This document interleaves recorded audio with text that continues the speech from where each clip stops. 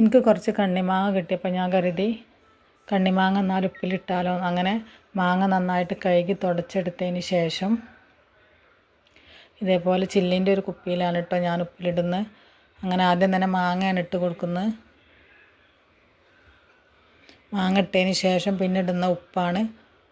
ഉപ്പിട്ടതിന് ശേഷം മുളകാണ് ഇടുന്നത്, കാന്താരി മുളകാണ്. അങ്ങനെ ഫുള്ളായിട്ട് ഇതേപോലെ ആദ്യം മാങ്ങ പിന്നെ ഉപ്പ് മുളക് അങ്ങനെ ഇട്ട് കൊടുക്കുകയാണ്.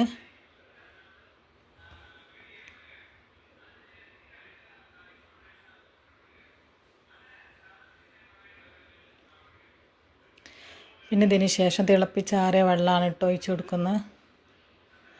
വെള്ളം ഫുള്ളായിട്ട് ഒഴിച്ച് കൊടുത്തതിന് ശേഷം നന്നായിട്ട് ടൈറ്റായിട്ട് മൂടി വെക്കുക. നമ്മളൊരു മാസം കഴിഞ്ഞിട്ടാണ് പിന്നെ എടുക്കുന്നത് കേട്ടോ. അപ്പോഴേക്കും നന്നായിട്ട് റെഡിയായി വന്നിട്ടുണ്ടാവും. അപ്പോൾ നമ്മളെ മാങ്ങേൻ്റെ കളറൊക്കെ മാറിയില്ലേ. അപ്പോൾ ഇത് നന്നായിട്ട് ഇതേപോലെ കഴിക്കാനും വെറുതെ എടുത്ത് ഇതേപോലെ കഴിക്കാനാണെങ്കിലും ചമ്മന്തിയൊക്കെ ഉണ്ടാക്കാനൊക്കെ നല്ല ടേസ്റ്റാണ് കേട്ടോ.